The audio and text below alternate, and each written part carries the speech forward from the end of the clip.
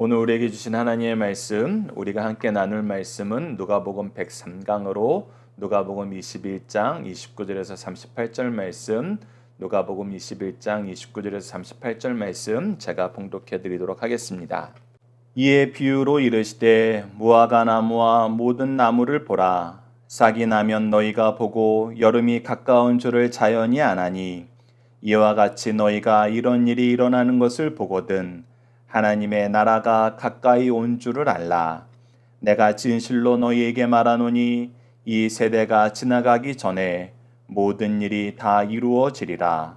천지는 없어지겠으나 내 말은 없어지지 아니하리라. 너희는 스스로 조심하라. 그렇지 않으면 방탕함과 술 취함과 생활의 염려로 마음이 둔하여지고 뜻밖의 그 날이 덕과 같이 너희에게 임하리라. 이 날은 온 지구상에 거하는 모든 사람에게 임하리라. 이러므로 너희는 장차 올 이 모든 일을 능히 피하고 인자 앞에 서도록 항상 기도하며 깨어있으라 하시니라. 예수께서 낮에는 성전에서 가르치시고 밤에는 나가 감람원이라 하는 산에서 쉬시니 모든 백성이 그 말씀을 들으려고 이른 아침에 성전에 나아가더라. 아멘. 오늘 본문 말씀을 주의 재림을 대비하라. 우리가 총 3차례에 걸쳐서 보고 있는데 오늘은 그 마지막 시간입니다.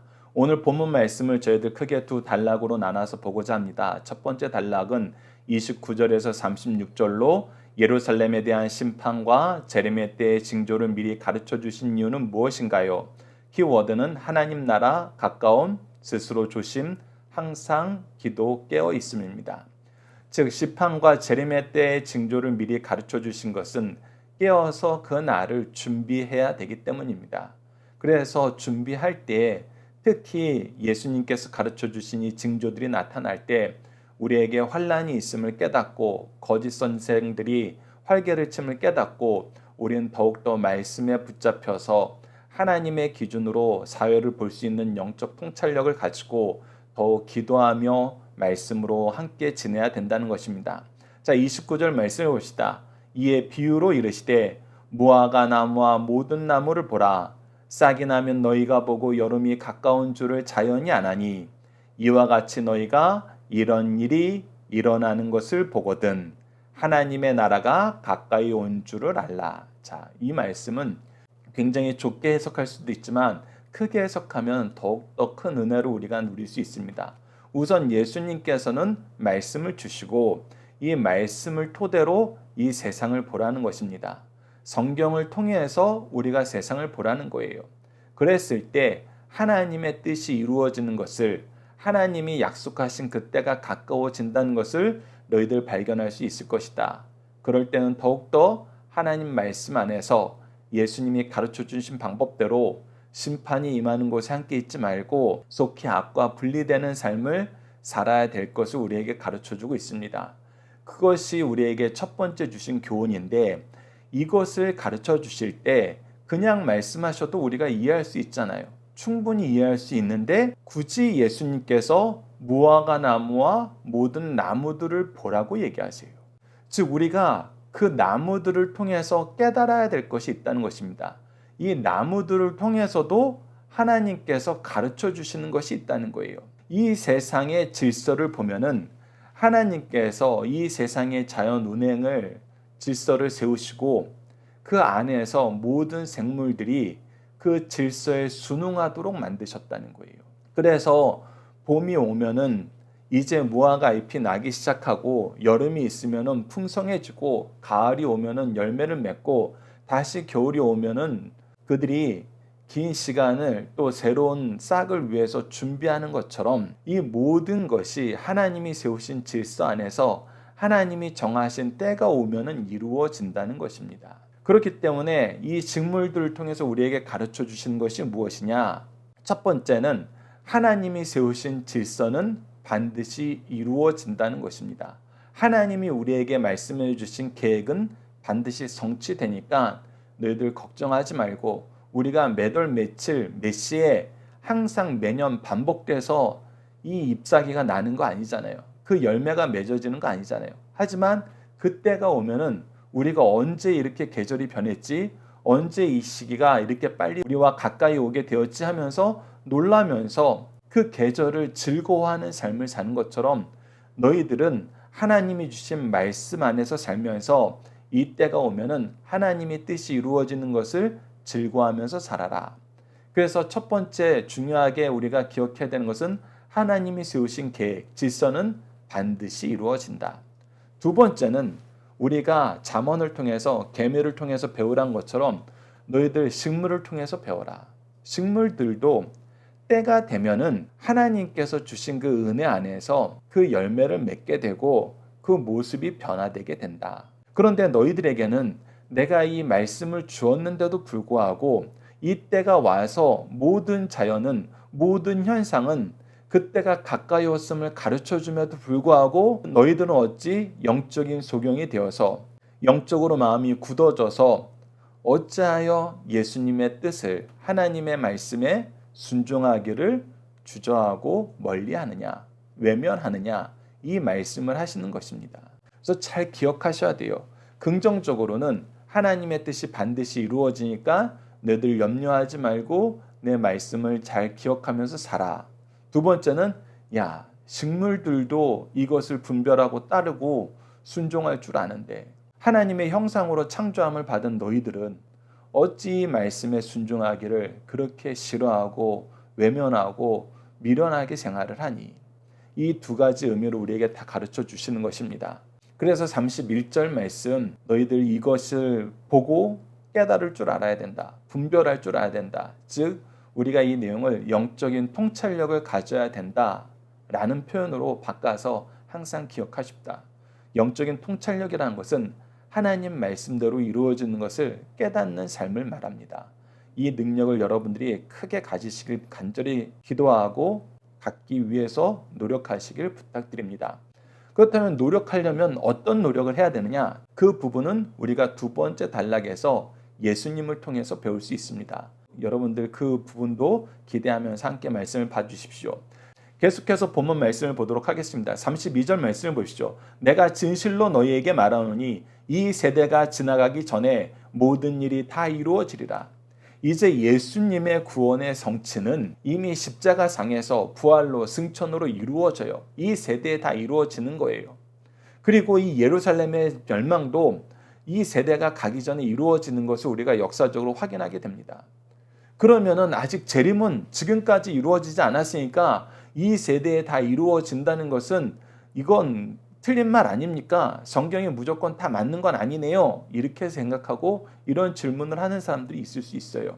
이 말씀에 대한 충분한 이해가 없이 하나님의 통치에 대한 이해가 없으면은 그렇게 얘기하고 그렇게 생각하는 것이 가합니다. 그러나 우리가 하나님의 통치와 하나님의 말씀이 얼마나 철저하게 이루어지는지를 알게 되고 이 구원의 역사를 알게 되면은 이것이 이 시대가 지나가기 전에 반드시 이루어진다는 이 말씀이 옳다는 것을 깨닫게 돼요. 왜 그러냐면 우리는 인생들은 각각의 종말이 있잖아요.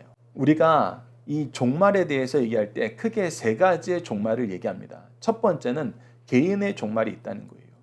두 번째는 어떤 시대의 종말이 있습니다. 세 번째는 역사의 종말이 있어요. 자, 각각의 개인의 종말은 우리가 이제 그 생을 다하는 것이에요. 시대의 종말은 이전에 나라들이 멸망하고 어떤 패러다임이 급격하게 변하는 이 전환기를 맞이할 때 우리가 그 시대가 종말을 맞이하고 새로운 시대가 온다 그래요. 그리고 역사의 종말은 이제 예수님께서 다시 오시는 거예요. 그런데 이 종말에 대한 증거는 예수님이 다시 오시는 최종적인 역사의 종말도 우리에게 가르쳐 주지만 이 역사의 종말을 바라보고 사는 개개인의 믿음은 이 종말 때 판결 나는 것이 아니라 언제 판결 나죠? 바로 그들의 생명이 닿을 때 판결이 나요. 그렇기 때문에 이 세대를 보면서 영적 분별력을 가지고 마지막 때를 준비하는 사람들의 삶은 이 시대에 있는 사람들은 이 시대의 모든 종말을 보게 돼요. 그렇기 때문에 이 세대가 지나가기 전에 모든 일이 이루어진다는 것이 이 시대 사람들에겐 적용이 되죠. 그리고 그 적용의 기준은 예수님이 오셔서 역사의 종말을 맞는 사람이나 그 시대의 종말을 맞는 그 각각의 종말에 대한 평가의 기준은 변해요, 변하지 않아요? 변하지 않아요. 동일하다는 것입니다. 그렇기 때문에 우리 각자는 우리 각자의 세대를 살면서 이 말씀에 근거한 삶을 살아야 된다는 거예요. 그래서 이 말씀은 우리에게, 각자의 세대에게, 각자의 시대에게, 그리고 마지막 종말의 역사에 적용되는 말씀이라는 것입니다.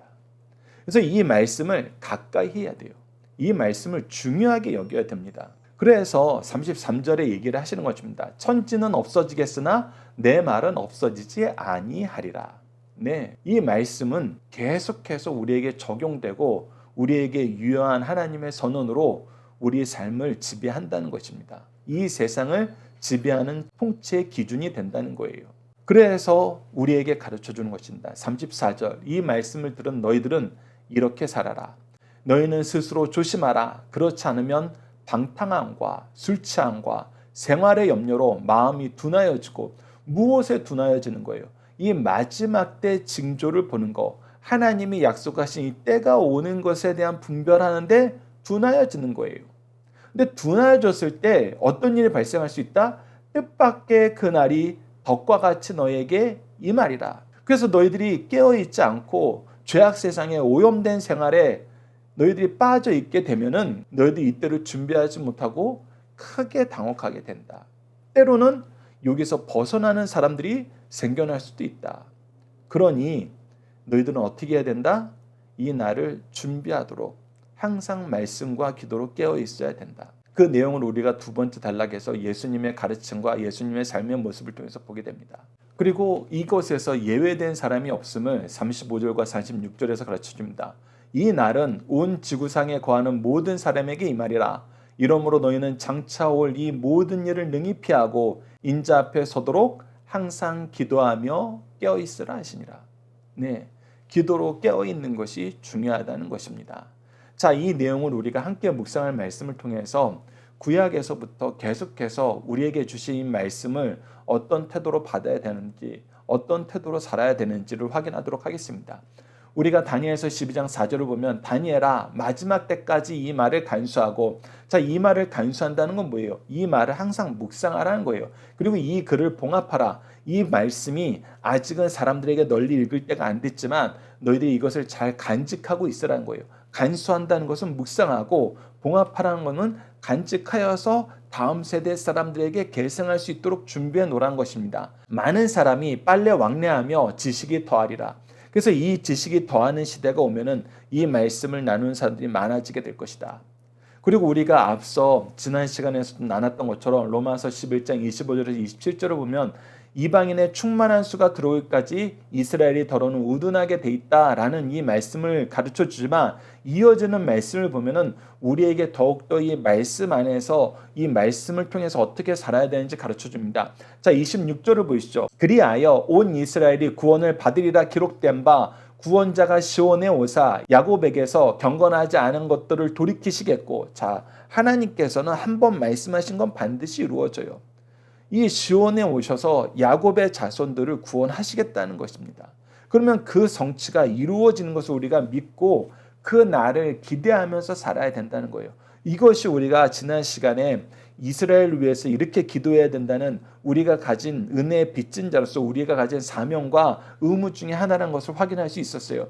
계속해서 27절을 보시죠. 내가 그들의 죄를 없이 할 때 그들에게 이루어질 내 언약이 이것이라 한가 같으니라.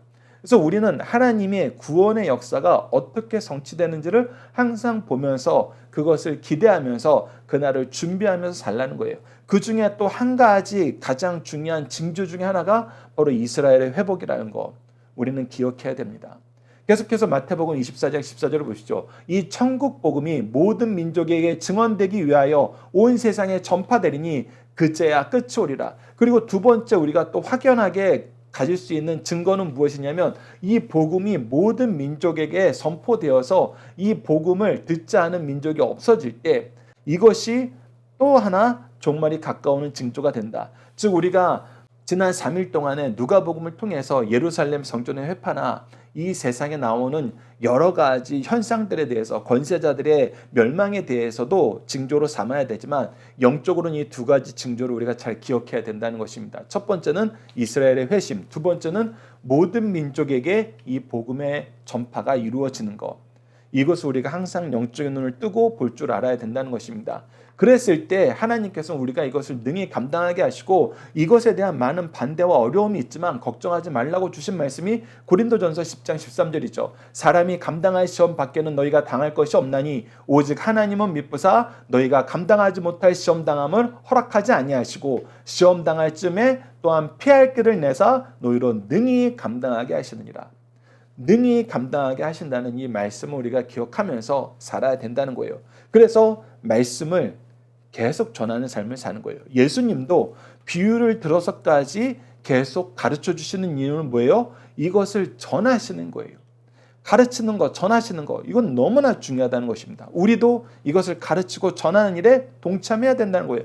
그러면서 우리가 이것을 할 수 있는 힘을 얻는 유일한 길은 무엇이다? 기도다. 골로새서 4장 2절을 보시죠. 기도를 계속하고 기도에 감사함으로 깨어있어라. 기도를 계속하라는 거 우리가 앞서 얘기했던 깨어있으라는 것하고 동일해요. 근데 이 골로새서 4장 2절 말씀이 특별하게 더 좋은 것은 감사함으로 깨어있으라는 거예요. 이것은 우리가 기도를 통해서 하나님께 감사할 제목이 날로 갱신되고 이 하나님의 뜻이 이루어지는 것을 우리가 항상 확인하는 삶을 산다는 거예요. 그래서 말씀과 기도로 사는 것이 정말 감사한 거예요. 그래서 이 삶으로 우리가 깨어있는 삶을 살아야 된다. 마태복음 26장 41절에서도 제자들에게 주의를 주십니다. 시험에 들지 않기를 깨어 기도하라. 마음은 원이로되 육신이 약하도다 하시고. 그래서 우리가 말씀을 전하는 것을 우리 삶의 가장 중요한 내용, 삶의 이유, 삶의 목적으로 두고 이것을 실천할 수 있도록 힘을 주신 이 기도로 사는 것. 이것이 우리가 영적으로 능력 있는 삶을 사는 것. 영적인 통찰력을 가지고 이 세상을 꿰뚫어 보고 죄를 이기는 삶을 승리하는 삶을 산다는 것을 여러분들이 꼭 기억해 주시길 바랍니다. 자, 두 번째 단락을 보십시오. 37절로 38절로 예수님은 십자가 지기시 전까지 무엇에 힘쓰셨나요? 키워드는 성정, 가르치심, 감람원, 기도하심, 힘쓰심입니다.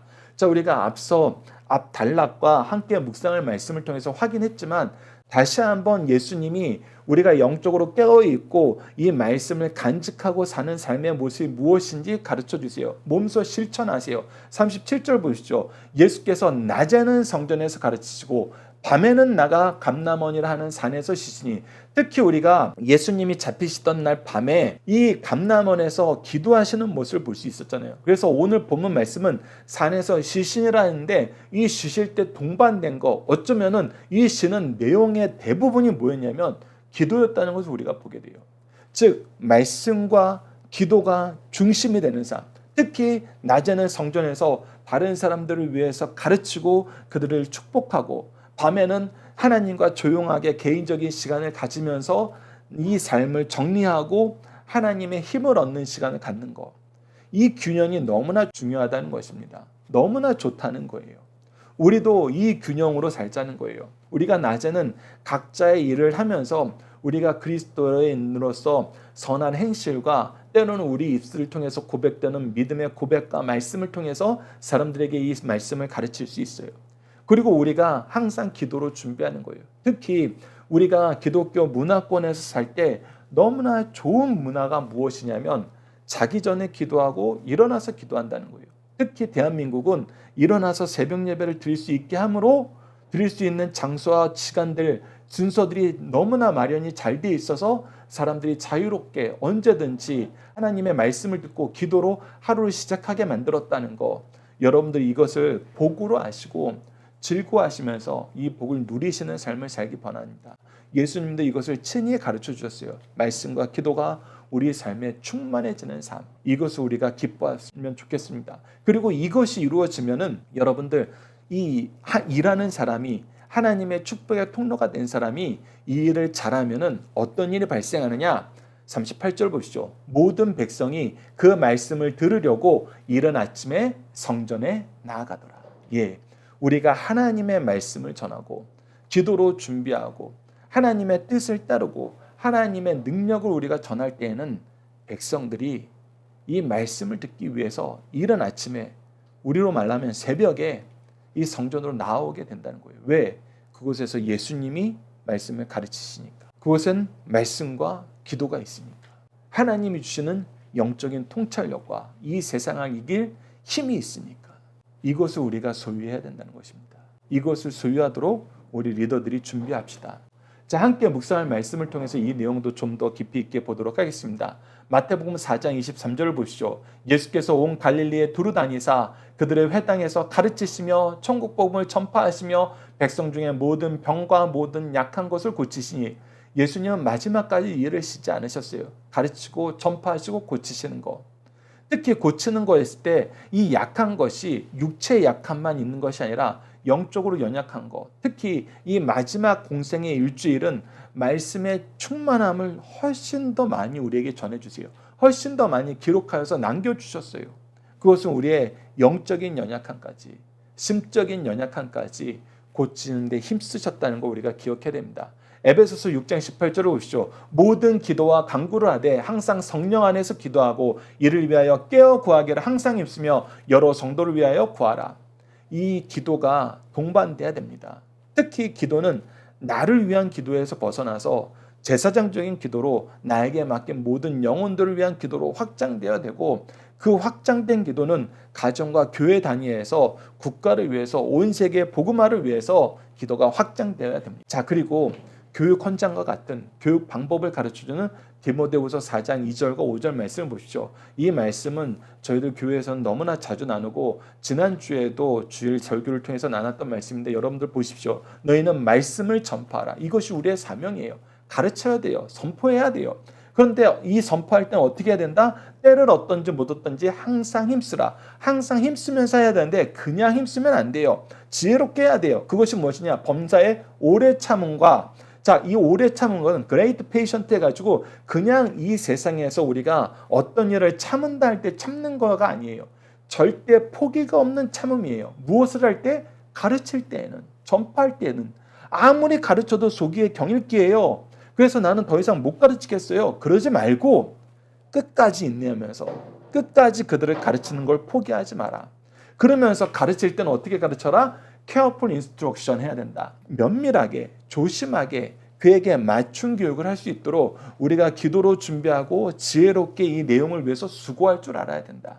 우리가 사랑의 수고가 필요하다 그러는데, 데살로니가를 통해서 사랑의 수고, 믿음의 역사, 소망의 인내가 필요하다 그러는데, 특히 사랑의 수고일 때는 우리가 말씀을 가르치기 위한 사랑의 수고가 반드시 있어야 돼요. 하나님의 말씀이 들어가지 않으면 안 되거든요. 그래서 이 사랑의 수고를 하는 것이 이 가르침을 준비할 때, careful instruction을 할 때 굉장히 중요하다는 거 여러분들 기억하시면서, 그러면서 우리가 계속해서 도와줘야 되고 옆에서 지켜줘야 되고 함께 해야 되는 것은 무엇이냐면 경책하고 경계하고 권하는 거예요. 경책이라는 건 correct, 고쳐주는 거예요. 경계하는 것은 이 고쳐준 걸 통해서, 말씀의 기준을 통해서 잘못된 걸 리뷰, 훈계할 줄 알아야 돼요. 이거 고치라고 얘기할 줄 알아야 돼요. 그러면서도 그들을 계속 우리가 짓누르고 억압하는 것이 아니라 권하는 것, 인커리지 해야 돼요. 인커리지의 가장 좋은 거는 내가 실 모델이 되는 거예요. 예수님이 말씀을 가르치고 기도하는 거에 실 모델이 되신 것처럼 우리가 실 모델이 되어서 그들의 인생에 확증을 줄 때 이 인커리지가 얼마나 강하게 적용되는지 여러분들 경험하셨을 것입니다. 그래서 우리가 이 일을 할 때 이런 태도, 5절까지 봅시다. 그러나 너는 모든 일에 신중하며 고난받으며 전도자 일을 하며 내 직무를 다하라. 우리가 이 일을 할 때는 신중하게 하고 고난을 두려워하지 말고, 우리가 그리스도의 복음을 위해서는 그리스도와 함께 영광 받는 것처럼 그 고난도 같이 받는다는, 그래서 우리가 즐거운 일에 함께 즐거워하고 어려운 일을 함께 겪으면서 예수 그리스도와 동질감을 느끼고 성도들이 하나님의 나라와 하나 되는 이 모습으로 나아가자는 것입니다.